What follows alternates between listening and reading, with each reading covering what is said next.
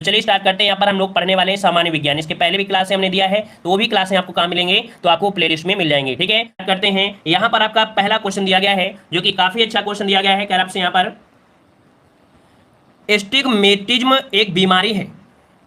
ये जो आपकी बीमारी है कैसी बीमारी है ये बताना है, किस प्रकार की बीमारी है, कहाँ से संबंधित है।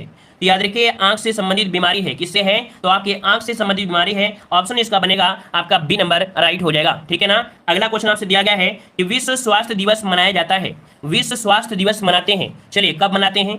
यहाँ पर 2 का नंबर में जवाब आ रहे हैं और काफी तीव्रता के साथ यहाँ पर आ रहे हैं। ऑप्शन ए नंबर 7 अप्रैल को जवाब बिल्कुल सही है। विश्व स्वास्थ्य दिवस मनाते हैं 7 अप्रैल को। एग्जाम में बहुत ज्यादा पूछा जाता है। अगला क्वेश्चन आपसे दिया है मेलाकोनाइट। देखो मेलाकोनाइट आपका होता है, इसे हम लोग मैला बोल देते हैं ना, मैलाकोलाइट बोल देते हैं, मैलाकोलाइट। तो याद रखिए मैलाकोलाइट के हिसाब से आप लोग बता सकते हैं मैलाकोलाइट ये जो आपका कह सकते हैं धातु खनिज है, किसका है, ये आपके तांबा का होता है। किसका, तांबा का होता है। ऑप्शन कौन सा बनेगा, ए नंबर आपका राइट हो जाएगा, तांबा। नेक्स्ट क्वेश्चन जो कि आपका बहुत ही बार एग्जाम में पूछा जा चुका है, कह रहे किस अम्ल का उपयोग सीसा संचायक बैटरी में किया जाता है।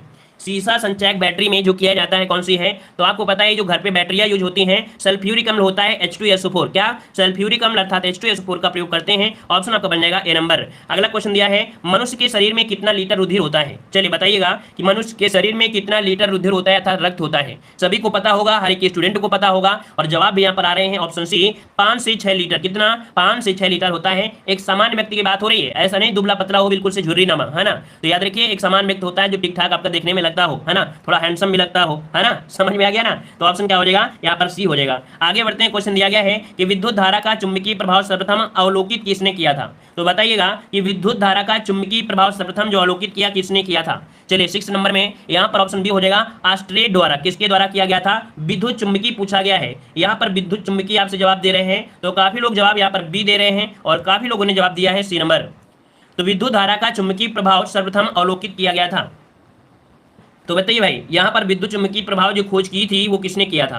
तो देखो यहाँ पर आपका जवाब बी नंबर होगा, सी नंबर नहीं लगाना है। यहाँ पर विद्युत धारा के चुंबकीय प्रभाव की खोज जो किया था वो आपके ओस्ट्रेड, किसने, ओस्ट्रेड ने अपने प्रयोगों द्वारा ज्ञात किया कि जब किसी चालक तार में विद्युत धारा प्रवाहित की जाती है तो उसके चारों ओर चुंबकीय क्षेत्र उत्पन्न हो जाता है। ये थे आपके ऑस्ट्रेड द्वारा। इसका ऑप्शन बनेगा कौन सा, बी नंबर राइट होगा, बी नंबर आपका बनेगा। ठीक है, क्लियर है। चलिए आगे बढ़ते हैं। क्वेश्चन दिया है न्यूरॉन इकाई है किसकी इकाई है। न्यूरॉन जो इकाई है किसकी इकाई है आपसे पूछा गया है। तो चलिए न्यूरॉन इकाई यहाँ पर आपको पता है कि ऑप्शन डी हो जाएगा आपके तंत्रिका ऊतक की है। अर्थात जो आपके यहाँ पर जो न्यूरॉन इकाई होती है सेल्स की होती है ना, तो आपका जवाब क्या हो जाएगा, सी नंबर तंत्रिका ऊतक आपका जवाब हो जाएगा। ऑप्शन आपका डी नंबर राइट हो जाएगा। ठीक है, आगे बढ़ते हैं। क्वेश्चन आपसे दिया गया है ब्लैक होल सिद्धांत की खोज किसने की थी या किसके द्वारा की गई थी। ब्लैक होल आप यहाँ पर 1989 में, यहाँ पर आपका जवाब क्या बनेगा, तो आपका जवाब होगा एस चंद्रशेखर। किसने, तो ब्लैक होल सिद्धांत की जो खोज किसने किया था, तो आपके एस चंद्रशेखर ने। इसीलिए ब्लैक होल को चंद्रशेखर सीमा भी कहा जाता है।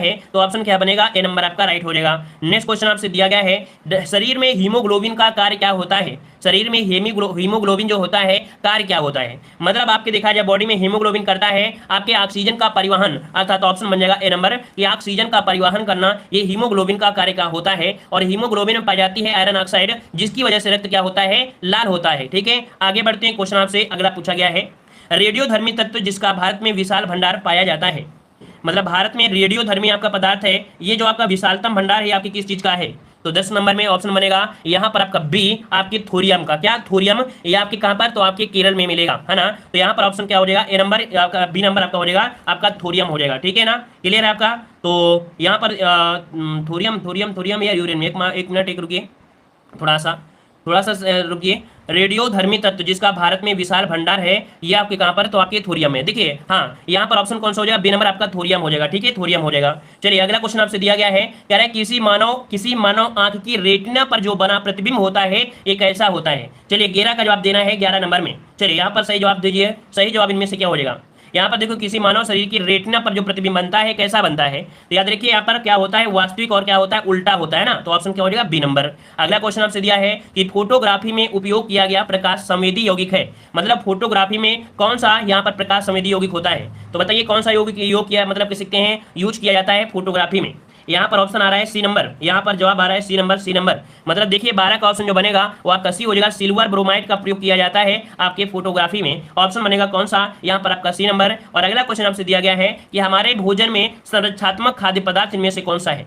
हमारे भोजन में संरक्षात्मक खाद्य पदार्थ इनमें से कौन सा है? देखिए आपकी खाने में क्या होता है, विटामिन और आपका खनिज, जो कि संरक्षात्मक आपकी सुरक्षा और से आपका संबंधित है। तो विटामिन और क्या होता है, खनिज, ये होते हैं संरक्षात्मक खाद्य पदार्थ होते हैं, ठीक है ना। तो ऑप्शन क्या बनेगा इसका, सी नंबर राइट हो जाएगा, ठीक है। अगला क्वेश्चन आपसे दिया गया है, कह रहा आपसे यहाँ पर 1 ग्राम वाले पदार्थ का तापमान 1 डिग्री सेंटीग्रेड बदलने के लिए आवश्यक ऊष्मा की मात्रा को क्या कहते हैं? देखो डायरेक्ट यहाँ पर क्या पूछा गया है, आपसे परिभाषा पूछ ली गई है कि 1 ग्राम वाले पदार्थ का तापमान 1 डिग्री सेंटीग्रेड बदलने के लिए आवश्यक ऊष्मा की मात्रा को क्या बोलते हैं? तो आपका यहाँ पर हो जाएगा विशिष्ट ऊष्मा, क्या बोलते हैं, ये परिभाषा है आपकी विशिष्ट ऊष्मा की, ठीक है। अगला क्वेश्चन दिया गया है, पीतल किसका मिश्रण होता है? अर्थात जो पीतल होता है उसमें क्या क्या चीज मिलाई जाती है? ये भी क्वेश्चन आपको याद रख लेना है, जनरल क्वेश्चन आपका पूछा जाता है। पीतल किसका मतलब मिश्रण होता है? पीतल में मिला होता है यहाँ पर आपका तांबा और जस्ता, क्या, तांबा और जस्ता का मिश्रण होता है आपका पीतल होता है, ठीक है। और अगला क्वेश्चन आपसे दिया गया है, यहाँ पर कह रहा है टांका अर्थात सोल्डर, जो सोल्डर होता है इसमें किसका मिश्रण होता है? 16 नंबर में। तो भाई 16 यहाँ पर हो जाएगा, इसमें होता है सीसा और टिन का, किसका, सीसा और टिन का मिश्रण होता है, जो कि आपके टांका अर्थात आपके शोल्डर में होता है, ठीक है। अगला क्वेश्चन आपसे दिया गया है, सोडा वाटर बनाने के लिए कौन सी गैस प्रयुक्त की जाती है? आप लोग ठंडा पीते हैं ना, आप लोग ठंडा वगैरह पीते हैं जब पेट में गुड़गुड़ गुड़गुड़ होने लगता है ना, तो यहाँ पर याद रखिए उसमें होती है क्या, तो आपकी कार्बन डाइऑक्साइड अर्थात क्या होती है, CO2 होती है। तो यहाँ पर जवाब क्या हो जाएगा, सी नंबर राइट हो जाएगा, है ना। चलिए अगला क्वेश्चन दिया गया है, तो भाई तभी तो गाना सुने होगे ना, सैया जी से वो मंगायो ठंडा कोका कोला, इसलिए है क्योंकि गुड़गुड़ हो रहा है इसलिए मंगाया है। तो इसमें क्या होती है, CO2 होता है। यहाँ पर बताइए, वह उपकरण जो विद्युत ऊर्जा को यांत्रिक ऊर्जा में बदलता है कहलाता है। मतलब कह रहा है विद्युत ऊर्जा को यांत्रिक ऊर्जा में, यहाँ पर 18 का जवाब दे दीजिएगा, तो क्या हो जाएगा, यहाँ पर ऑप्शन आ रहा है बी नंबर, आपकी विद्युत मोटर होती है, करंट दीजिए और इसके बाद यांत्रिक तरीके से ये आपको रिजल्ट आपको दे देगी, है ना। अगला क्वेश्चन आपसे दिया गया है कि गतिज ऊर्जा का अभिव्यंजन क्या होता है? गतिज ऊर्जा का सूत्र पूछा गया है, गतिज ऊर्जा का सूत्र क्या हो जाएगा, तो यहाँ पर होता है K बराबर हाफ mv², ऑप्शन क्या बनेगा, डी नंबर। यहाँ पर हाफ mv² ऑप्शन आपका हो जाएगा कौन सा, डी नंबर। नेक्स्ट क्वेश्चन दिया है, प्रतिध्वनि किस कारण सुनी जाती है? प्रतिध्वनि मतलब होता है कि कोई मान लीजिएगा ये आपके क्या है, आपकी चिंटू है ना, और अगर एक मंदिर के अंदर घुस जाते हैं और अगर इसकी दूरी है 17 मीटर, कितनी, 17 मीटर आपकी है, अर्थात चिंटू से दूरी किसकी, दीवारों की, या कह सकते हैं जो भी आपकी जगह है या कह सकते हैं दीवार खड़ी है, अगर 17 मीटर की दूरी है तो ये चिंटू जो भी बोलेंगे वही इनको सुनाई देगा। कुल मिला के प्रतिध्वनि सुनने के लिए 17 मीटर की दूरी होनी आवश्यक है। तो इसका मतलब है 20 का ऑप्शन बनेगा ए नंबर, कि ध्वनि तरंगों का क्या होता है, परावर्तन होता है, वापस क्या करती है, लौटकर इनके पास आ जाती है। तो ध्वनि तरंगों का क्या होता है, परावर्तन के कारण इन्हें प्रतिध्वनि सुनाई देता है, जिसकी दूरी क्या होना चाहिए, 17 मीटर अगर दूरी है तो सुनाई देगा, ठीक है, स्पष्ट तरीके से। अगला क्वेश्चन दिया है कि पानी से भरे एक बर्तन में बर्फ का टुकड़ा तैर रहा है, पूरी बर्फ के पिघलने पर बर्तन का जो जल स्तर होता है क्या हो जाता है? बहुत बार आपने पढ़ा है ना, सबने पढ़ा है कि नहीं पढ़ा इस क्वेश्चन को, सबने पढ़ा होगा, है ना। तो बताइए यहाँ पर 21 नंबर में ऑप्शन क्या हो जाएगा, तो आपका जवाब हो जाएगा अपरिवर्तित रहेगा, क्या, अपरिवर्तित रहेगा, कोई परिवर्तन नहीं होगा, ना ही घटेगा ना ही बढ़ेगा, है ना। अगला क्वेश्चन आपसे दिया गया है कि 2 समांतर दर्पणों के बीच धातु के गोले को रखा जाता है, इससे बने प्रतिबिंबों की संख्या कितनी होगी? यहाँ पर 22 नंबर में। तो देखो यहाँ पर मान लीजिएगा कि एक साइड ये शीशा है, एक साइड ये शीशा है ना। तो यहाँ पर क्या हो गया, हम यहाँ पर चिंटू को और मिंटू को बैठा देते हैं, तो भैया इसका जो चेहरा इसमें जाएगा और इस चेहरे से टकराकर इसमें शीशा जाएगा, इससे टकराकर इसमें जाएगा और ये प्रक्रिया होती ही रहेगी। मतलब इसमें से क्या बनेंगे, तो अनंत आपके बनेंगे। यहाँ पर प्रतिबिंब कितने होंगे, अनंत बनेंगे। तो यहाँ पर ऑप्शन क्या हो जाएगा, डी नंबर राइट हो जाएगा, है ना। चलिए अगला क्वेश्चन आपसे दिया गया है, कह रहा है आपसे सार्स बीमारी में अक्षर ए निरूपित करता है। एक बीमारी है आपकी सार्स, जैसे कि मान लीजिए कोरोना बीमारी है ना, जैसे मान लो कोरोना बीमारी है जो कि एक वायरस के माध्यम से आपकी है, उसी प्रकार से ये भी आपकी बीमारी है ना। तो समझिए कि सांस की बीमारी ये भी है। तो सांस बीमारी में ए जो आपका अक्षर है निरूपित क्या करता है? यहाँ पर 23 का ऑप्शन बनेगा डी, आपके एक्यूट को करता है। याद रखिए यहाँ पर ऑप्शन डी हो जाएगा, यहाँ पर एक्यूट ऑप्शन आपका डी नंबर इसका राइट हो जाएगा। नेक्स्ट क्वेश्चन दिया है, डिप्थीरिया बीमारी प्रभावित करती है। डिप्थीरिया बीमारी जो प्रभावित करती है यहाँ पर 24 नंबर में किसे करती है? सभी को पता होगा, डिप्थीरिया अर्थात आपके गले में होती है ना, एक गले में आपको होती है डिप्थीरिया वाले में, जिसमें से बोलते हैं ना गलकंठ हो जाता है, अगर नमक का सेवन ना किया जाए तो गलकंठ हो जाता है। ऑप्शन क्या हो जाएगा, बी नंबर, गले में होती है। और अगला क्वेश्चन आपसे दिया गया है, सरल यांत्रिक लाभ वाले लीवर में होता है। कह रहा है सरल यांत्रिक लाभ वाले लीवर में। तो भैया आपने ये भी पढ़ा होगा, उत्तोलन आपने पढ़ा होगा, उत्तोलक पढ़ा है ना, उसमें से आपको पढ़ाया गया होगा, आपके हाई स्कूल में पढ़ाया गया होगा। यहाँ पर 25 का ऑप्शन जो बनेगा वो आपका बी हो जाएगा। कह रहा प्रयास और फलक्रम के बीच में भार होता है। यहाँ पर प्रयास और फलक्रम के बीच में क्या होता है, भार होता है। तो ऑप्शन क्या बनेगा, यहाँ पर आपका बी नंबर राइट हो जाएगा। अगला क्वेश्चन दिया है कि जब लिफ्ट ऊपर की ओर जाती है तो आदमी का भार वास्तविक भार से कम होता है, क्यों? बताइएगा, यहाँ पर बताइएगा कि जब लिफ्ट ऊपर की ओर जाती है तो आदमी का भार वास्तविक भार से क्या होता है, कह रहे कम होता है, क्योंकि ये पूछा है क्योंकि। मतलब यहाँ पर आपका जवाब हो जाएगा कि उसकी चाल ऊपर की ओर समरूप होती है ना, एक समान हो जाती है। क्या इसकी जो चाल होती है क्या ऊपर की ओर समरूप होती है। यहाँ पर आप जानते हैं कि लिफ्ट की जो चाल हो जाती है बिल्कुल एक स्वरूप होती है ना, घटती बढ़ती नहीं है, बिल्कुल स्पीड में जाती है वही स्पीड में नीचे आती है। तो यहाँ पर ऑप्शन क्या हो जाएगा सी नंबर। ठीक है, चलिए वहां पर आगे बढ़ते हैं। क्वेश्चन दिया गया है, हाँ आभास महसूस जरूर होगा, मतलब कि जो व्यक्ति होता है जब ऊपर जाता है तो आभास होता है, आभासी भारी से लगेगा कि नहीं ज्यादा हो रहा है ना, और जब उतरेगा तो लगेगा कम होता है। लेकिन अगर अचानक लिफ्ट की डोरी टूट जाए तो इसका भार अपरिवर्तित होगा, ना पता चलेगा कि कम है ना ज्यादा होगा। ठीक है, चलिए आगे बढ़ते हैं। क्वेश्चन दिया गया है यार निम्न में से कौन से रंग का तरंगदैर्घ्य सबसे अधिक होता है। सबसे ज्यादा जो रंग होता है तरंगदैर्घ्य होता है किसका होता है, लाल का, बैंगनी का, पीला का या हरा का।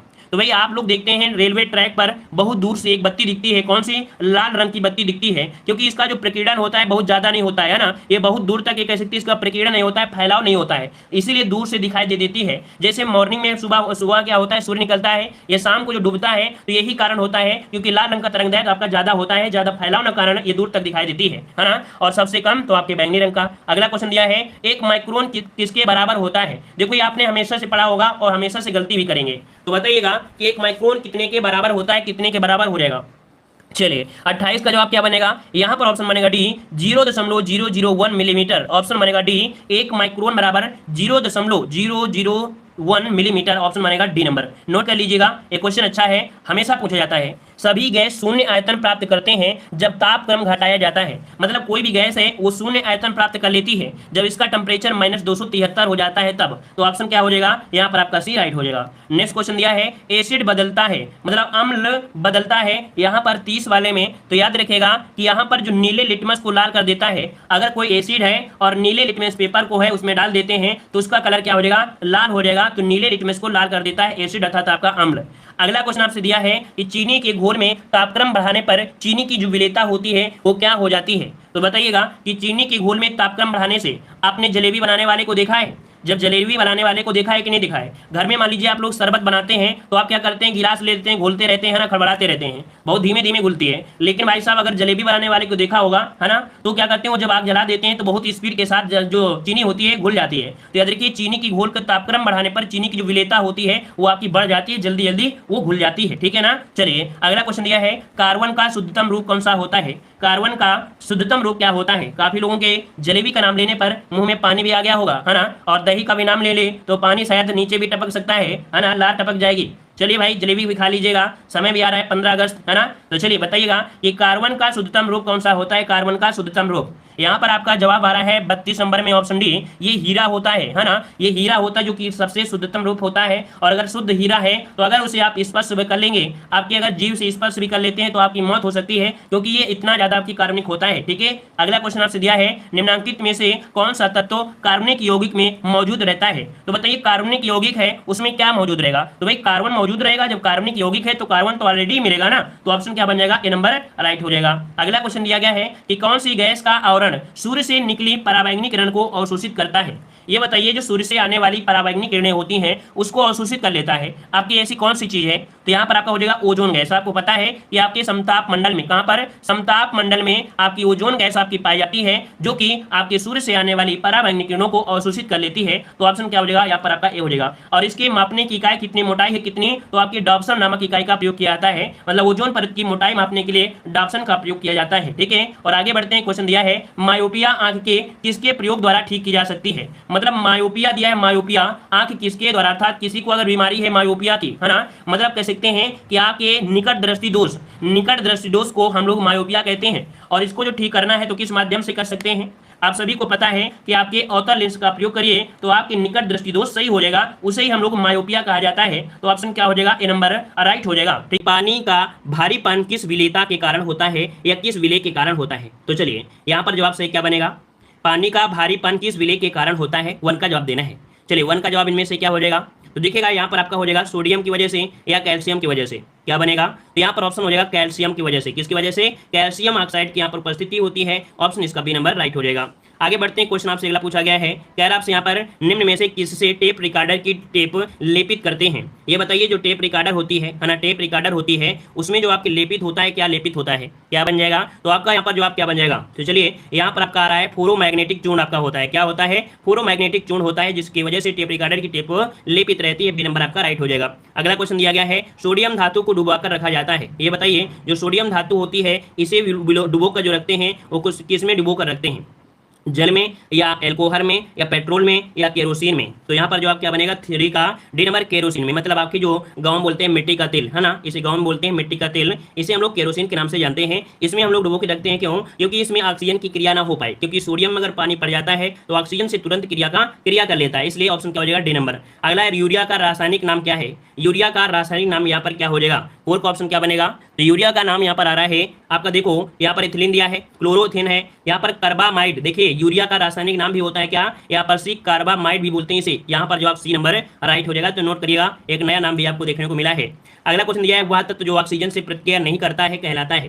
तो देखिएगा यहाँ पर 5 का जवाब क्या बन जाएगा? वह तत्व जो ऑक्सीजन से क्रिया नहीं करता है, प्रतिक्रिया नहीं करता है, क्या कहलाता है? तो यह बताइएगा। तो देखो यहाँ पर काफी लोग जवाब हीलियम दे रहे हैं, है ना। तो देखिएगा यहाँ पर जैसे क्या होता है कि आपका दिया गया है कौन सा हुआ तो जो ऑक्सीजन से नहीं करता है क्रिया। तो देखा जाए तो आपके यहाँ पर क्लोरीन तो आपका होता ही होता है, ऑक्सीजन से कर ही लेता है ना। यहाँ पर आपका दिया कौन सा? आपका आयोडीन, आपका नाइट्रोजन। तो इस वाले क्वेश्चन में कुछ आपकी गलतियां हैं, शायद इसमें हो सकता है एक से अधिक आपके हैं, इस वजह क्वेश्चन को आप छोड़ सकते हैं। अलग अलग आपको इसका आंसर आपको देखने को मिलेगा, कहीं पर क्लोरीन मिलेगा, कहीं आयोडीन मिलेगा, कहीं आपको कुछ मिलेगा। भैया हमें तो पता है कि अगर आयोडीन अर्थात जो नमक होता है, नमक जो आपका होता है, अगर इसमें ऑक्सीजन मिलाए या हवा दी जाए तो क्या हो जाती है? पानी बन जाता है। ये इसमें देखते हैं कि आपका क्या हो जाता है? जमीन पर पानी वगैरह लग जाती है ना। और क्लोरीन आपको दिया गया है तो CaO Cl2 आपके यहाँ पर दिया गया होता है, ठीक है। तो इस क्वेश्चन को हम यहाँ पर स्किप कर देते हैं, आप लोग इस पर आपको लोग सर्च कर लीजिएगा अच्छे तरीके से, ठीक है। यहाँ पर इस वाले में गलत बताने से अच्छा है कि आप लोग इसे सर्च जरूर करिएगा, ठीक है, नोट कर लीजिए। अगला क्वेश्चन दिया गया है, निम्न में से कौन सा सबसे हल्की गैस है?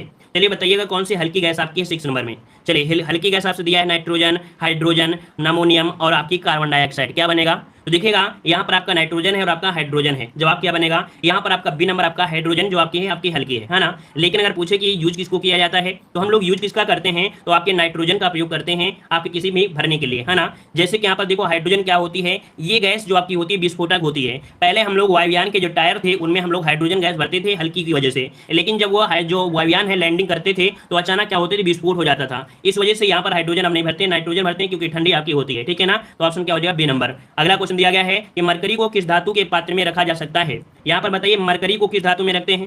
मरकरी को किस में रखते हैं? 7 नंबर में। तो ये रखा जाता है लोहा में। किसमें? लोहा में, क्योंकि अदर चीज में रखेंगे तो क्या कर लेगा? ये क्रिया कर लेगा। तो ऑप्शन क्या बन जाएगा? सी नंबर राइट हो जाएगा। अगला क्वेश्चन आपसे दिया गया है, निम्न में से कौन जल से हल्का होता है? कौन जल से हल्का होता है? एल्युमिनियम, सोडियम, मैग्नीशियम या आपका मैग्नीज? 8 नंबर में यहाँ पर राइट आंसर क्या बनेगा? तो यहाँ पर देखिए सोडियम, है ना। कौन? सोडियम होता है, ऑप्शन बी हो जाएगा। सोडियम ये आपके जल से हल्का होता है, बी नंबर यहाँ पर आपका राइट हो जाएगा। आगे बढ़ते हैं, क्वेश्चन दिया गया है, सामान्य ट्यूबलाइट में कौन सी गैस आपकी होती है? तो ये बताइए जो आपकी ट्यूबलाइट होती है ना, तो यहाँ पर ट्यूबलाइट अब चलती थी, है ना। तो भैया उस ट्यूबलाइट में जो भरी जाती है वो क्या क्या भरी जाती हैं? तो चलिए यहाँ पर आपका जवाब देना है। 9 का ऑप्शन आ रहा है, आर्गन के साथ सोडियम वेपर। आर्गन के साथ कह रहे हैं सोडियम वेपर होता है। चलिए कुछ लोग जवाब सी दे रहे हैं, तो याद रखिएगा आर्गन के साथ मरकरी वेपर होता है, क्या? ऑप्शन सी हो जाएगा। यहाँ पर आर्गन के साथ मरकरी वेपर होता है, ऑप्शन इसका राइट आंसर बनेगा, सी नंबर आपका राइट हो जाएगा, ठीक है ना। यहाँ पर आर्गन होती है जो कि एक निष्क्रिय गैस होती है, तो ऑप्शन क्या हो जाएगा? सी नंबर। अगला क्वेश्चन दिया गया है, कह रहा है मिल्क ऑफ मैग्नीशिया क्या है? मिल्क ऑफ मैग्नीशिया जो कहते हैं वो किसे कहते हैं? तो चलिए यहाँ पर सही जवाब क्या हो जाएगा? मिल्क ऑफ मैग्नीशिया जो कहते हैं किसे कहते हैं? यहाँ पर आपका हो जाएगा ऑप्शन राइट कौन सा? तो जो मैग्नीशियम हाइड्रोक्साइड होता है, क्या? मैग्नीशियम हाइड्रोक्साइड को मिल्क ऑफ मैग्नीशिया के नाम से भी जानते हैं, तो ऑप्शन क्या बन जाएगा? यहाँ पर आपका डी राइट हो जाएगा। नेक्स्ट क्वेश्चन दिया गया है कि क्वार्टज किससे बना होता है? जो आपके क्वार्टज होते हैं, पत्थर होते हैं, इनमें सबसे ज्यादा क्या होता है? सिलिकेट होता है, क्या? सिलिकेट होता है। तो इसका मतलब है कि सिलिकेट तो हम लगाएंगे, तो यहाँ पर क्या हो जाएगा? सोडियम सिलिकेट, क्या? सोडियम सिलिकेट, ऑप्शन क्या बनेगा? D number. तो याद रखिए क्वार्टज जो बने होते हैं वो आपके सोडियम सिलिकेट से होते हैं, ऑप्शन आपका डी राइट हो जाएगा। अगला क्वेश्चन दिया गया है कि सोने के आभूषण बनाने में किस धातु को मिश्रित किया जाता है? तो देखिएगा शुद्ध सोना होता है कितने? 24 कैरेट का। कितना? 24 कैरेट का होता है, लेकिन जो सोनार लोग होते हैं वो चोरी कर लेते हैं, है ना। वो लोग उसमें मिला देते हैं, है ना। क्या मिला देते हैं? यहाँ पर 12 नंबर में। तो 12 का ऑप्शन क्या बनेगा भाई? तो यहाँ पर देखो किसमें से आपका जंग नहीं लगेगा जल्दी, जंग किसमें नहीं लगता? कॉपर में। तो ये लोग किसको? कॉपर को मिला देते हैं, और कॉपर मिला देने से इसमें क्या होती है? मजबूताई आ जाती है। तो ऑप्शन क्या बन जाएगा? डी नंबर, कॉपर आपका हो जाता है, ठीक है ना। तो यही कारण है कि वो बोलते हैं 24 कैरेट है, लेकिन कभी भी 24 कैरेट नहीं देते हैं, है ना। आपको जब बहुत ज्यादा संपर्की होंगे तब आपको 22 का देंगे, वो भी नहीं देंगे। 18 कैरेट का ही आपको सोना मिलता है, 18 कैरेट का, ठीक है। जो 22 कैरेट के होते हैं वो आपके बनाए जाते हैं, जो आपके मेडल वगैरह मिलते हैं सोने के, जो आपके मेडल पाए जाते हैं वो आपके 22 कैरेट के आपके होते हैं, ठीक है। आगे बढ़ते हैं, क्वेश्चन दिया गया है कि पोर्टलैंड सीमेंट का आविष्कार किसने किया था? चलिए बताइएगा पोर्टलैंड जो सीमेंट है इसका आविष्कार जो किया है ये किसने किया है? तो चलिए 13 का ऑप्शन यहाँ पर सही क्या हो जाएगा? चलिए 13 का ऑप्शन देना है 13 नंबर में। यहाँ पर आपका जवाब आ रहा है ऑप्शन आपका सी, मतलब आपके थे कौन, जोसेफ, कौन, जोसेफ। ऐसे याद रखिएगा, जो आपकी सीमेंट होती है, क्या, जो आपकी सीमेंट होती है ना, उसको जिस शेप में आप लोग ढाल दोगे उसी शेप में क्या हो जाती है, ढल जाती है। तो कैसे याद रहेगा, जोसेफ, जैसा शेप दोगे वैसे ये क्या ढल जाएगी, तो जोसेफ अस्पार्डिन है ना, तो आपका सीमेंट जोसेफ, अब याद आपको रहेगा। आगे बढ़ते हैं, क्वेश्चन दिया गया है कि सबसे भारी धातु इनमें से कौन सी है। तो चलिए सबसे भारी धातु इनमें से कौन सी हो जाएगी, तो 14 का ऑप्शन क्या बनेगा। यहाँ पर देखिए सबसे भारी धातु ओस्मियम है ना, कौन सी है, ओस्मियम है, इसका राइट आंसर आपका बी हो जाएगा। ये भी एग्जामों में कई बार क्वेश्चन आपसे पूछा जा चुका है ना। अगला क्वेश्चन दिया गया है कि प्याज एवं लहसुन में जो गंध होती है किसके कारण होती है। देखो हम डेली के डेली मॉडल पेपर में आपको हर प्रकार के, क्योंकि आपके यहाँ पर समान विज्ञान में आपकी फिजिक्स भी आएगी और आपके यहाँ पर केमिस्ट्री भी आएगी और आपकी बायोलॉजी भी आएगी। डेली के डेली मॉडल पेपर में आपको हर प्रकार के क्वेश्चन मिलते होंगे, कभी आपको साइंस में आपको केमिस्ट्री मिल रही है, कभी फिजिक्स मिले, कभी बायोलॉजी है ना, ताकि तीनों पोर्शन आपके कंप्लीट होते चले। तो देखिए प्याज और लहसुन में जो आपकी गंध होती है किसके कारण होती है। यहाँ पर काफी लोग जवाब दे रहे हैं, यहाँ पर आपका बी नंबर, कुछ लोग जवाब दे रहे हैं ए नंबर। तो भाई सोडियम तो नहीं है, यहाँ पर पोटेशियम होता है। क्या होता है, पोटेशियम।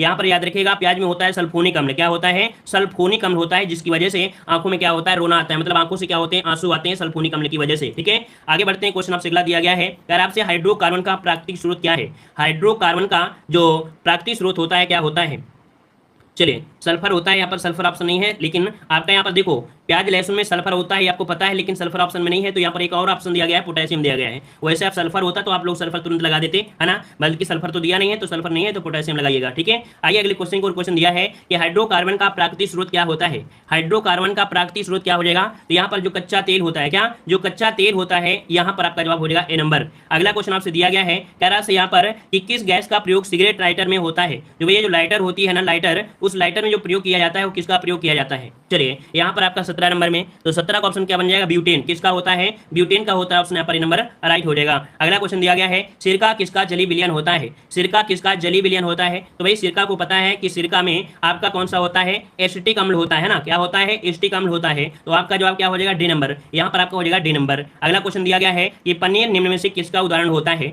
यहाँ पर 50% इस क्वेश्चन का जवाब देखते हैं कि आप जवाब नहीं दे सकते हैं। चलिए देख लेते हैं कि इसका जवाब आप लोग दे सकते हैं 19 नंबर में। 50% जवाब यहाँ पर गलत आएंगे और 50% यहाँ पर सही आ सकते हैं। चलिए यहाँ पर देखते हैं राइट आंसर क्या बन सकता है, जल्दी से बताइए। 19 नंबर में 19 का जवाब देना है। 19 का ऑप्शन आ रहा है बी नंबर। बी नंबर आ रहा है एमल्सन। चलिए कुछ लोग जवाब दे रहे हैं डी नंबर, कह रहे हैं आपके फोम होता है। चलिए कुछ लोग जवाब दे रहे हैं ए नंबर। तो देखिएगा कि यहाँ पर जो एमल्सन होता है आपके क्या होता है, दूध का होता है ना, जो आपका दूध होता है, दही जिसे बोलते हैं दही, वो एमल्सन के रूप में होता है, दूध है ना, दूध जो होता है एमल्सन होता है। लेकिन जो पनीर होता है एक जेल होता है। उदाहरण किसका, एक जेल का उदाहरण है। यहाँ पर जो ऑप्शन आपका हो जाएगा 19 नंबर में, आपका जवाब ए नंबर आपका राइट हो जाएगा, जेल जिसे बोलते हैं। तो इसका जवाब बनेगा ए नंबर। ठीक है, एमल्सन जो आपका होता है वो दूध का होता है। ठीक है, दूध का होता है एमल्सन। अगला क्वेश्चन आपसे दिया गया है, सिरका का रासायनिक नाम क्या हो जाएगा। सिरका का रासायनिक नाम क्या होता है, तो यहाँ पर आपका जवाब क्या बनेगा, यहाँ पर एसिटिक एसिड हो जाएगा। क्या, एसिटिक एसिड हो जाएगा, बी नंबर, एसिटिक एसिड हो जाएगा। नेक्स्ट क्वेश्चन दिया गया है, पेट्रोल एक मिश्रण होता है। पेट्रोल एक मिश्रण किसका होता है, अर्थात पेट्रोल में क्या मिलेगा, यहाँ पर आपका 21 में क्या हो जाएगा। तो देखो पेट्रोल एक जो मिश्रण होता है किसका होता है, एल्केन का होता है, एल्केन का होता है, एल्काइन का होता है, हाइड्रोकार्बन। तो आपके हाइड्रोकार्बनों का मिश्रण होता है पेट्रोल। ठीक है, तो यहाँ पर आपका जवाब क्या हो जाएगा, डी नंबर, क्योंकि पेट्रोल में क्या होता है, ब्यूटेन आपकी होती है। ठीक है ना, तो ऑप्शन जवाब हो जाएगा डी नंबर। अगला क्वेश्चन दिया गया है, ये पॉलीथीन जो प्राप्त होती है किससे प्राप्त होती है। पॉलीथीन जो प्राप्त होती है किससे प्राप्त होती है, यहाँ पर जवाब सही क्या बन जाएगा 22 नंबर में।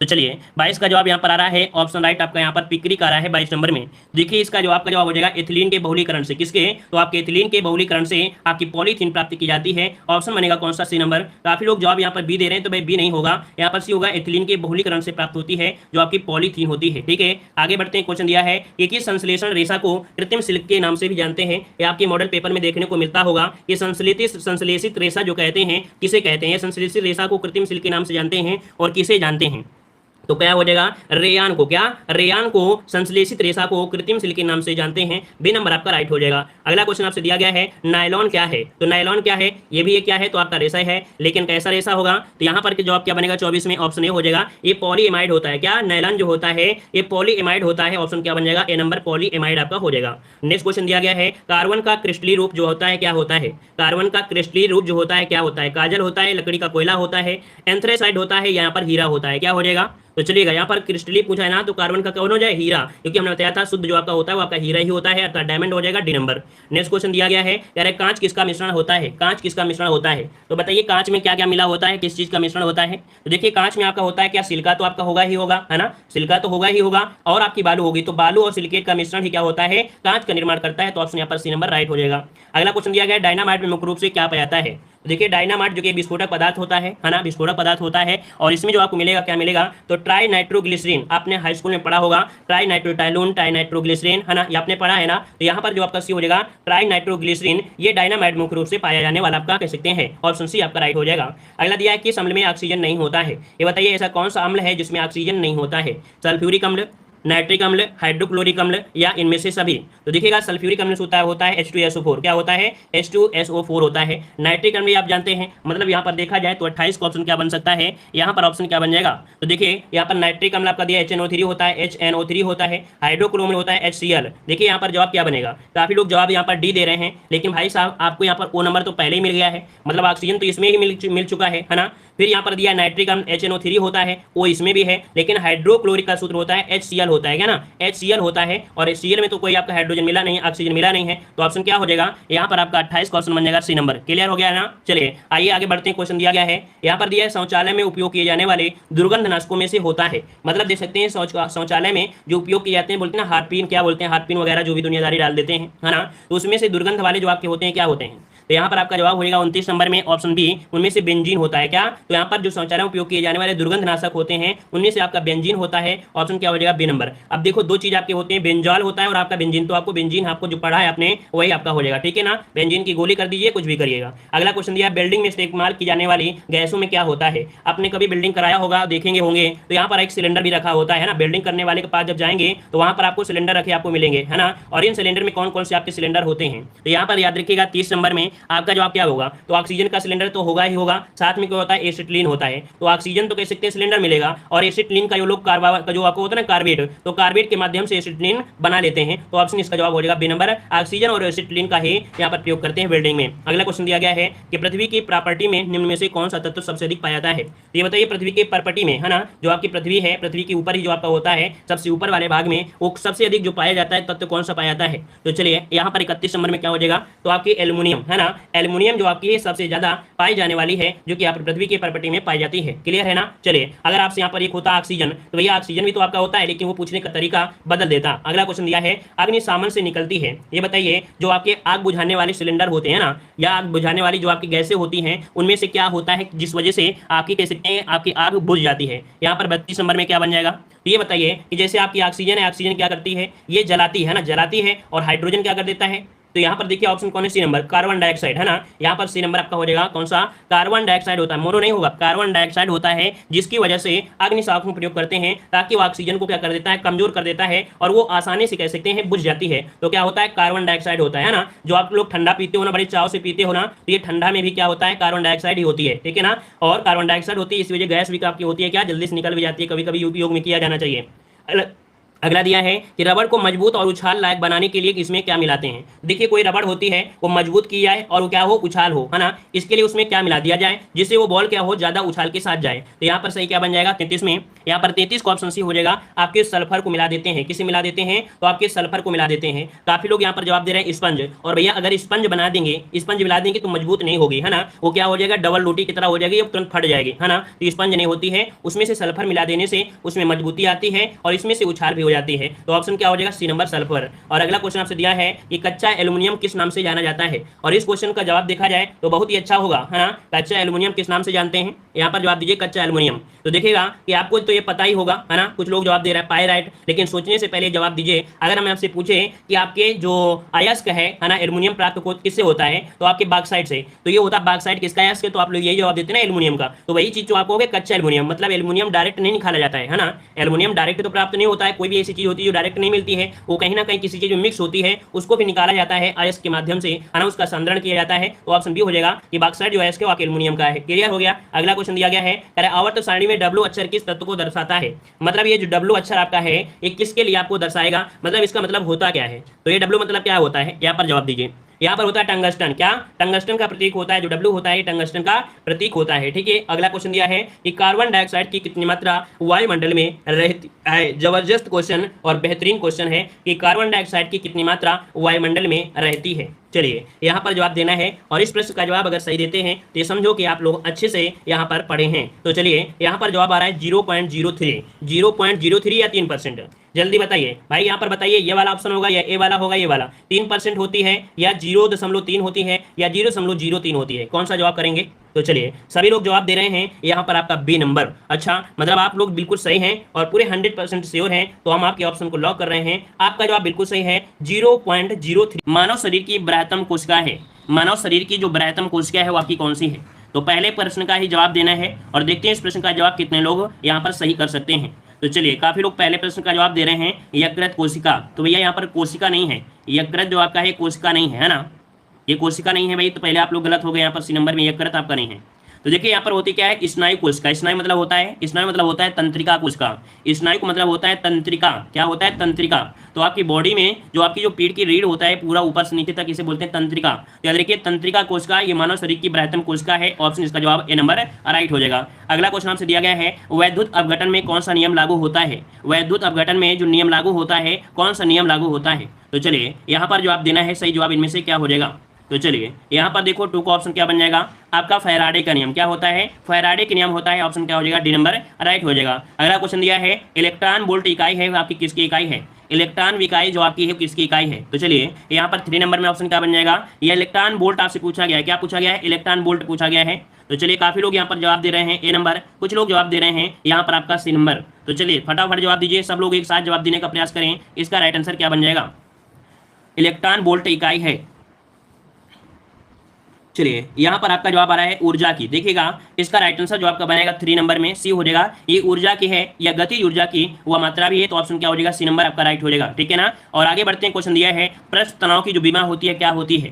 पृष्ठ तनाव की जो बीमा होती है क्या होती है? 4 नंबर में। तो देखिए पृष्ठ तनाव की बीमा होती है एम के घाते टी के घाते -2, है ना। कैसे होती है? तो यहाँ पर आपने एक सूत्र भी पढ़ा होगा, F बराबर यहाँ पर F बराबर T इंटू आपका L होता है। ठीक है, जिसमें से आप अगर T निकालेंगे तो F अपन क्या आ जाएगा? L आपका आ जाएगा। F बराबर क्या होता है? M इंटू आपका A होता है और L तो आपका नीचे चल ही रहा है ना। तो आपका M तो आपका M रहेगा ही, है ना, इंटू आपको A जो आपका होता है पृष्ठ तनाव होता है, इसका जो होती है LT के घाते -2 होता है। कितना? LT के घाते -2 होता है। नीचे L दिया है, L से L कट जाएगा तो आपका निकल के आ जाएगा MT के घाते -2। तो ऑप्शन क्या बन जाएगा? ए नंबर। अगला क्वेश्चन दिया गया है कि एक लकड़ी झूले पर लड़की यहाँ पर होना चाहिए, एक लड़की झूले पर झूल रही है, यदि वह खड़ी हो जाए तो झूले का आवर्तकाल क्या हो जाएगा? तो भाई यहाँ पर लकड़ी नहीं लड़की झूलेगी, है ना। तो एक लड़की झूले पर झूल रही है और इसमें से अगर वो खड़ी हो जाती है तो आवर्तकाल क्या हो जाएगा? तो भाई आवर्तकाल के जो सूत्र आपका होता है उसके अकॉर्डिंग यहाँ पर जो बनेगा तो क्या होता है भाई? तो यहाँ पर आपका जो आप कह रहे हैं बी नंबर घट जाएगा। तो बिल्कुल सही है, घट जाएगा, है ना। और मान लीजिएगा कि इसी समय कोई लड़की और आती है और बैठ जाती है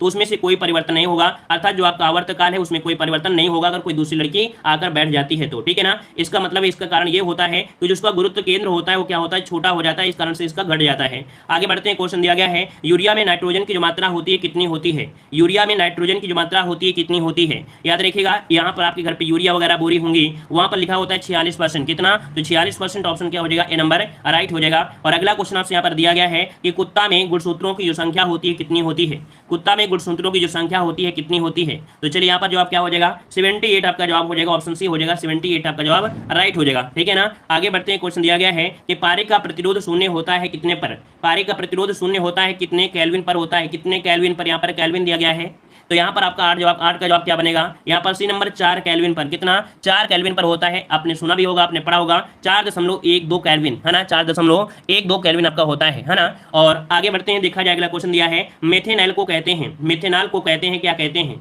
मेथेनॉल को और किस नाम से जानते हैं? यहाँ पर 9 ऑप्शन सी हो जाएगा, वुड एल्कोहल के नाम से जानते हैं। एमपी क्वेश्चन आपका है, मेथेनॉल को वुड एल्कोहल के नाम से भी जानते हैं। ऑप्शन यहाँ पर आपका सी नंबर राइट हो जाएगा। अगला क्वेश्चन दिया गया है कि साधारण लोलक के समय को दोगुना करने के लिए धागे की लंबाई कितनी करनी चाहिए? चलिए बताइएगा। यहाँ पर आपसे दिया गया है, कह रहा है साधारण लोलक के समय को दोगुना करने के लिए धागे की लंबाई क्या करना चाहिए? तो बताइएगा। अगर यहाँ पर कह सकते हैं कि समय को दोगुना करने के लिए जो आपका होता है क्या करेंगे? चलिए यहाँ पर देखिए 10 नंबर में ऑप्शन बन जाएगा यहाँ पर आपका सी नंबर। क्या हो जाएगा? सी 4 गुनी होनी चाहिए। कितना? यहाँ पर आपका 4 गुनी होना चाहिए, 4 गुनी होना चाहिए, 4 गुनी। यहाँ पर आपका जवाब हो जाएगा सी नंबर आपका राइट हो जाएगा। ठीक है ना। अगला क्वेश्चन आपसे दिया गया है, कह रहा है प्रत्येक 1 डिग्री सेंटीग्रेड ताप बढ़ाने के लिए, प्रत्येक 1 डिग्री सेंटीग्रेड ताप बढ़ाने के लिए यहाँ पर बताइएगा कि वायु में ध्वनि का जो वेग होता है वो कितना होता है? चलिए बताइए, प्रत्येक 1 डिग्री सेंटीग्रेड ताप बढ़ाने पर वायु में जो ध्वनि का वेग होता है उसमें बढ़ता कितना है? कितना बढ़ जाएगा? तो याद रखिए, अगर 1 डिग्री सेंटीग्रेड रेट बढ़ाते हैं तो आपके कह सकते हैं ध्वनि में जो आपको वायु में ध्वनि का वेग होता है वो बढ़ जाता है कितना, तो 0.6 मीटर प्रति सेकंड। ऑप्शन क्या बन जाएगा, ए नंबर। 1 डिग्री सेंटीग्रेड आप बढ़ाते हैं तो वायु में ध्वनि का वेग कितना हो जाता है, 0.6 मीटर प्रति सेकंड। ये आपका आईएमपी क्वेश्चन है, पूछा भी गया है, बहुत बार पूछा गया है, ठीक है ना। अगला क्वेश्चन दिया है मानक दाब क्या है। मानक दाब क्या है, यहाँ पर आपको पूछा गया है मानक दाब क्या होता है। तो देखिएगा यहाँ पर पारे का जो आपका होता है 760 मिलीमीटर, याद रखिए 760 मिलीमीटर आपको बताना है, सेंटीमीटर आपको नहीं बताना है ना। तो 12 का ऑप्शन क्या बनेगा, बी नंबर, कि जो मानक दाब होता है पारे का 760 मिलीमीटर आपका होता है, बी नंबर। अगला क्वेश्चन दिया गया है कि जब प्रकाश वायु से कांच में जाता है तो बताइएगा कि जब प्रकाश वायु से कांच में जाएगा तो ये बताइएगा कि उसकी तरंगदैर्घ्य घट जाएगी या बढ़ जाएगी। तो सिंपल सी बात है, जब वायु से जा रहा है किसमें, कांच में, तो हमेशा क्या होता है, थोड़ा झुक जाता है, मतलब तरंगदैर्घ्य क्या होता है आपका, घट जाता है। तो ऑप्शन क्या हो जाएगा, बी नंबर आपका राइट हो जाएगा कि जब भी कोई प्रकाश वायु से जाता है और किसमें, कोई भी चीज में, चाहे पानी में, कांच में, तो क्या होता है, घट जाता है, ठीक है। और कांच से अगर बाहर को निकलता है तो बढ़ जाएगा, सिंपल सी बात है, ऑप्शन बी हो जाएगा। अगला दिया है कि एस्कॉर्बिक एसिड किस विटामिन का नाम है। एस्कॉर्बिक एसिड किस विटामिन का नाम है, यहाँ पर सही जवाब इनमें से क्या बन जाएगा। तो चलिए यहाँ पर 14 नंबर में ऑप्शन बनेगा सी, आपके विटामिन सी का नाम होता है एस्कॉर्बिक, जो कि सभी का जवाब बिल्कुल से राइट दिया गया है। अगला दिया गया है कि ध्वनि किस रूप में यात्रा करती है। ध्वनि किस रूप में यात्रा करती है, 15 का जवाब देना है। 15 का ऑप्शन क्या बनेगा। देखिए जो ध्वनि होती है ये यात्रा करती है अनुदैर्घ्य तरंगों के रूप में। कैसे, अनुदैर्घ्य तरंगों के रूप में यात्रा करती है जो आपकी ध्वनि होती है। अगर पूछे ध्वनि जो आपकी होती है चलती है कैसे, तो आपके अनुदैर्घ्य तरंग के रूप में आपके आगे बढ़ती है। ऑप्शन आपका बी नंबर राइट हो जाएगा। अगला है सोनार मुख्यतः उपयोग किया जाता है। सोनार आपने नाम सुना होगा, सोनार एक विधि है ना, इसका उपयोग करते हैं किस प्रकार से और किसमें किया जाता है। 16 नंबर में यहाँ पर ऑप्शन आ रहा है समुद्री यात्रियों के द्वारा, बिल्कुल सही जवाब है। समुद्री यात्रियों के द्वारा सोनार विधि का प्रयोग करते हैं और समुद्र में कोई भी डूबी वस्तु आपकी होती है तो यहाँ पर सोनार के माध्यम से आपकी किरणें इसमें जाती हैं, वापस टकराकर लौटाती हैं, तो आपके समुद्री यात्रियों के द्वारा इस विधि का प्रयोग करते हैं सोनार का, ठीक है। अगला क्वेश्चन आपसे दिया है ना, तो ऑप्शन इसका सी नंबर आपका राइट हो जाएगा। क्लियर है, चलिए आगे बढ़ते हैं। क्वेश्चन आपसे अगला पूछा गया है कि शरीर के द्वितीय सबसे बड़ी ग्रंथि आपकी कौन सी, की अग्न्याशय होती है। क्या होती है, अग्न्याशय। यहाँ पर द्वितीय नंबर आपसे पूछा है और अगर आपसे पहला पूछता, क्या अगर पहला पूछता तो हम लोग यहाँ पर यकृत कहते, लेकिन दूसरी आपकी कौन सी, अग्न्याशय है। याद रखिए अग्न्याशय से एक क्वेश्चन और बनता है, ये आपकी मिश्रित ग्रंथि है और मिश्रित ग्रंथि में देखा जाए तो आपकी ये सबसे बड़ी हो जाती है, लेकिन एक नॉर्मल इंसान में देखा जाए तो यहाँ पर क्या बनेगा, तो यहाँ पर आपका जवाब डी नंबर आपका हो जाएगा क्योंकि द्वितीय नंबर की आपसे पूछा गया है, ठीक है ना। चलिए आगे बढ़ते हैं। क्वेश्चन आपसे अगला पूछा गया है, क्वेश्चन आपसे दिया गया है, कह रहा आपसे यहाँ पर कि नेत्र गोलक किस सेट द्वारा चालित होते हैं। मतलब आपकी जो आपकी आंख होती है, आंख में नेत्र गोलक आपका है और इनमें से कितनी मांसपेशियों की जरूरत होती है। चलिए यहाँ पर 19 का जवाब क्या बनेगा, तो ऑप्शन आपका हो जाएगा 6 मांसपेशियों की जरूरत होती है। कितनी, तो 6 मांसपेशियों की जरूरत होती है। ऑप्शन क्या बनेगा, यहाँ पर आपका जवाब हो जाएगा सी नंबर, बी नंबर 6 आपका होता है। क्लियर है, 19 का ऑप्शन क्या हो जाएगा, बी नंबर राइट हो जाएगा। अगला क्वेश्चन आपसे दिया गया है, सभी अम्लों में सबसे अधिक समान तत्व कौन सा है। चलिए बताइएगा, सभी अम्लों में सबसे अधिक समान तत्व इनमें से कौन सा आपका हो जाएगा। 20 नंबर का ऑप्शन क्या बनेगा। चलिए 20 नंबर का जवाब इनमें से क्या हो जाएगा, सही जवाब बताना है। सही जवाब इनमें से क्या हो जाएगा, चलिए यहाँ पर जवाब देना है 20 नंबर का। 20 का ऑप्शन आ रहा है ए नंबर, आपके हाइड्रोजन। याद रखिए सभी अम्लों में सबसे अधिक समान, क्योंकि आपको पता है 1H1 1H2 1H3 अर्थात ड्यूटेरियम वगैरह आपको सबसे ज्यादा किसमें मिलते हैं, तो आपके हाइड्रोजन के मिलते हैं। ऑप्शन कौन सा हो जाएगा, यहाँ पर आपका ए नंबर। अगला क्वेश्चन आपसे दिया गया है, क्या आपसे यहाँ पर ऑक्सीकरण को किस रूप में परिभाषित किया गया है। ऑक्सीकरण को किस रूप में परिभाषित किया गया है 21 नंबर में। चलिए 21 का जवाब देना है, क्या जवाब हो जाएगा, ऑक्सीकरण को किस रूप में परिभाषित किया गया है, तो आपके इलेक्ट्रॉनों की हानि में। देखिएगा क्या होता है, कोई मान लीजिए कोई लोहा है ना, लोहा है मान लीजिए, और लोहे में जब ऑक्सीकरण होता है तो क्या होता है, जंग लगती है, और जब जंग लगती है तो क्या होती है, उसका क्षरण होता है अर्थात हानि होती है। तो ऑप्शन क्या हो जाएगा, डी नंबर आपका राइट हो जाएगा। अगला क्वेश्चन दिया गया है कि अम्ल का स्वाद होता है कैसा होता है। अम्ल का जो स्वाद होता है कैसा होता है। चलिए 22 का जवाब देना है। 22 नंबर, अम्ल होता है कैसा होता है, खट्टा होता है मीठा होता है, खाएं कभी, तो देखिएगा खट्टा होता है ना। अम्ल क्या होता है, खट्टा होता है, जिससे आपका नींबू हो गया है ना, ये क्या होते हैं, खट्टे ही तो होते हैं। तो ऑप्शन बी हो जाएगा। अगला दिया है प्रकाश वर्ष जो इकाई है किसकी इकाई है। प्रकाश वर्ष इकाई है किसकी इकाई है 23 नंबर में।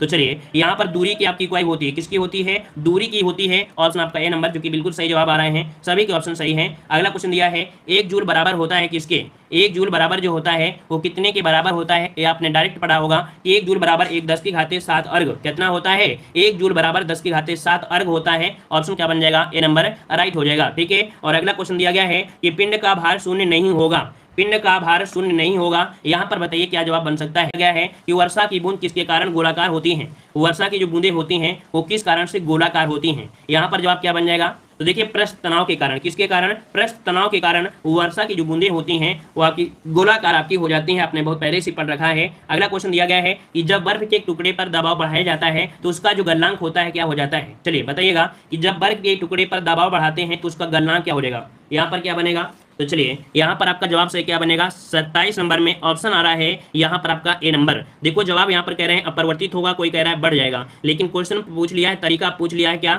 गलनांक पूछ लिया है ना। और ये बताइए कोई बर्फ का टुकड़ा है ना, और अगर उसको ढक कर रख देते हो, ढकना मतलब होता है दाबी तो होता है ना, जब उसे ढक कर रख दोगे या बोरा रख दोगे, कुछ भी कर दोगे, तो क्या ये जल्दी गलेगी कि धीरे गलेगी, ये जल्दी गल जाएगी धीरे गलेगी, तो भैया गलनांक क्या हो जाएगा उसका, घट जाएगा, मतलब आप धीमे धीमे गलेगी। तो ऑप्शन क्या होगा, ए नंबर, कि जब भी कभी बर्फ के टुकड़े को दाब बढ़ाओगे तो उसका गलनांक क्या हो जाता है, कम हो जाता है, अर्थात घट जाता है, मतलब जो उसकी गलने की प्रक्रिया होती है धीमे हो जाती है। ठीक है, आगे बढ़ते हैं, क्वेश्चन आपसे अगला दिया गया है। चलिए अगला क्वेश्चन आपसे दिया गया है, कह रहा आपसे आग पकड़ने के लिए कौन सा फाइबर न्यूनतम प्रवृत्त है।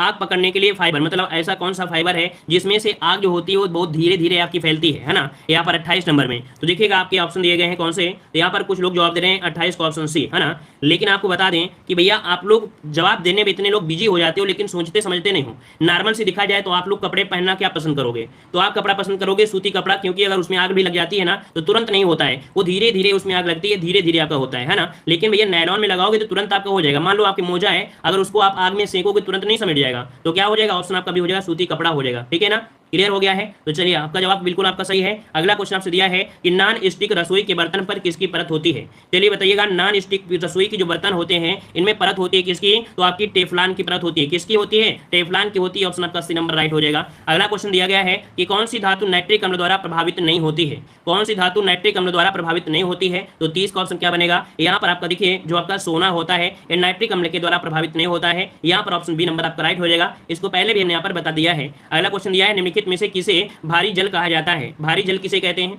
और भारी जल क्या होता है, तो यहाँ पर देखिएगा ड्यूटेरियम ऑक्साइड अर्थात जिसे बोलते हैं D2O है ना। यहाँ पर एक आसवन विधि के द्वारा ये तैयार किया जाता है। यहाँ पर ऑप्शन क्या हो जाएगा, बी नंबर ड्यूटेरियम ऑक्साइड आपका जवाब राइट हो जाएगा। ठीक है ना, मतलब जैसे कि क्या होता है कि अगर 6000 लीटर अगर आप क्या लेते हैं, पानी लेते हैं, तो इसको वाष्पित किया जाता है और इसमें से हो सकता है आपको 60 लीटर ही बचे, तो इस प्रकार से बोलते हैं ये भारी जल है। ऑप्शन क्या हो जाएगा, बी नंबर। अगला दिया गया लाफिंग गैस आपकी कौन सी है। लाफिंग गैस आपका दिया है तो आपका क्या हो जाएगा, यहाँ पर नाक आपको दिया गया है N हो जाएगा, और आपके नाक में छिद्र होते हैं कितने, 2 होते हैं, और नाक से लेते हैं आपके ऑक्सीजन, क्या लेते हैं, ऑक्सीजन लेते हैं। तो 32 का ऑप्शन क्या हो जाएगा, यहाँ पर बन जाएगा ऑप्शन आपका ए नंबर नाइट्रस ऑक्साइड आपका जवाब राइट हो जाएगा। तो अभी आपको याद रहेगा नाक, N से नाक, 2 से 2 छिद्र और O से ऑक्सीजन। क्लियर हो गया। अगला क्वेश्चन दिया गया है NaOH सूत्र कहलाने वाला जो यौगिक है कौन सा है। चलिए बताइएगा, NaOH सूत्र वाले यौगिक का जो नाम है वो आपका क्या हो जाएगा। चलिए यहाँ पर NaOH किसे कहा जाता है, ये कहा जाता है आपके कास्टिक सोडा को। किसे कहते हैं, कास्टिक सोडा को कहते हैं। तो ऑप्शन क्या हो जाएगा, यहाँ पर ए नंबर आपका राइट हो जाएगा। नेक्स्ट क्वेश्चन दिया गया है निम्न में से किससे ध्वनि का संचरण नहीं हो सकता है।